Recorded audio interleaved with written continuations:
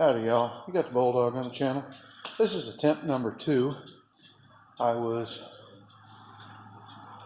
showing you some stuff here and I was in the middle of a big reveal because I saw something, oh maybe that's the problem there, and my phone shut off. Just bonk.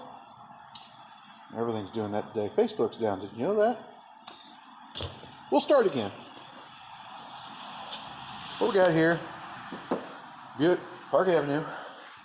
And you remember some videos ago I was talking about be mindful of what you have loaded in it, loaded in the back of your truck, or stuffed in the trunk of your car, or loaded up in the seats, because the mechanic might need to do something. This one is not horrible.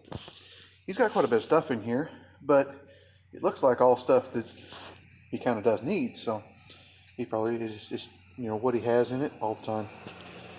But I was able to move it out of the way and access the fuel sending unit, because it is in the trunk on this car.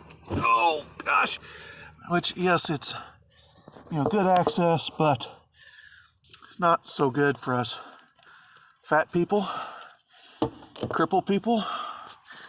But I was in here and I pulled the lid off of it and I look down and look at what I see.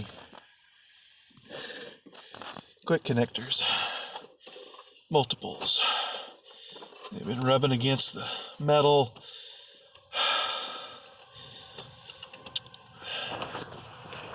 I will bet dollars to donuts that that is the issue that he is having with his fuel sending unit.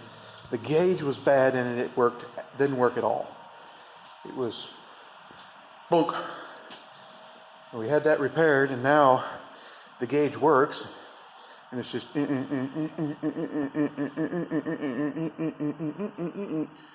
so I think that's a good possibility. And although they have a buffer in them, that back there might be why the gauge went bad. Who knows? We hate that whenever there's multiple problems. You fix one thing and you think, oh, okay, that took care of it. That was our deal.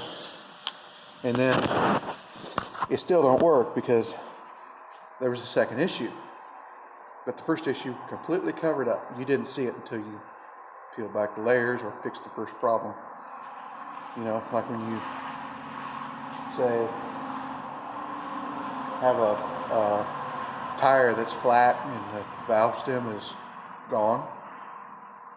Well, you dismount the tire, and put the valve stem in it, and air it back up, and find out that it's got a puncture in the tread. Why didn't you find out the first time? Because I couldn't air it up without a valve stem. You got to fix one thing before you find the other. We can do things, but the amount of time it takes can sometimes be kind of massive. So, and it also depends on how many different things are wrong. So, there's lots of times when you've got so much wrong with a vehicle, do you want to fix it or not? I see this much here that we got to fix, and that's a start because we don't know how much we're going to have. We're going to just have to start fixing things and then test from there. Test drive.